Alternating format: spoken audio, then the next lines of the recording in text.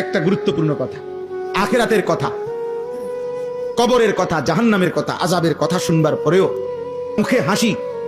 এই যে মাঝখান দিয়ে 2-4 জন ছেলে, তো মনে রেখো আব্বা, নিশ্চিত ধরে নাও তোমার তার সিরা,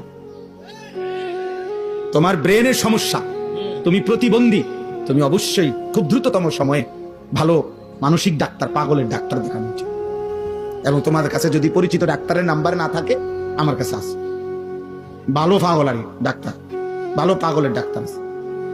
আস্তাগফিরুল্লাহ। আহা, এক ছেলে আরেক ছেলের ধাক্কা দেয়, হাসে, মানে বুঝায় কি রে তোরই তো কয়, এতে কয় তুই তো এই হওয়া দে রে, আমি যেমন অসৎ তুই কি তা। নাউজুবিল্লাহ।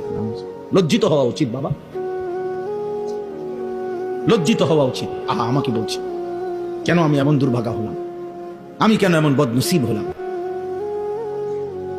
আমি কেন এমন দুর্ভাগা হলাম। আমরা কিতাবে হুজুরদের মুখেও বুজুর্গদের মুখে শুনছি, পূর্বের জামানায় এক 10 বছরের ছেলে একদিন একাকী বসে বসে কাঁদতেছিল। তো ওই জামানার এক বুজুর্গ ছেলেটাকে জিজ্ঞেস করছে, বাবা এত ছোট মানুষ তুমি কাঁদতেছো কেন? বলতেছে আমি জাহান্নামের ভয়ে কাঁদতেছি। তো ওই আল্লাহওয়ালা বলতেছে, বলো কি বাবা, মাত্র 10 বছর তোমার বয়স, এত ছোট্ট বয়সে তুমি জাহান্নামের ভয় করছো কেন? সে বলল, আমার মায়ের একটা আচরণ দেখে আমি ভয় করছি, আমার ভয় লাগতেছে। তো বাচ্চাটা বলতেছে কি কারণ?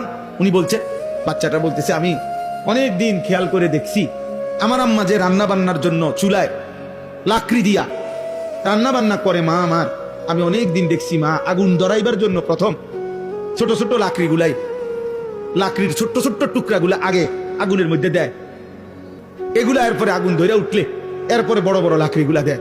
এটা দেখে আমার মনে হইতেছে, যদি আমার আল্লাহ হাসরের দিন জাহান্নামের আগুন ধরাইবার জন্য আমার মতো ছোট ছোট বাচ্চারে যদি দেয় ফেলে আগে, আর সেখানে যদি আমাকেও ফেলে, কি হবে আমার?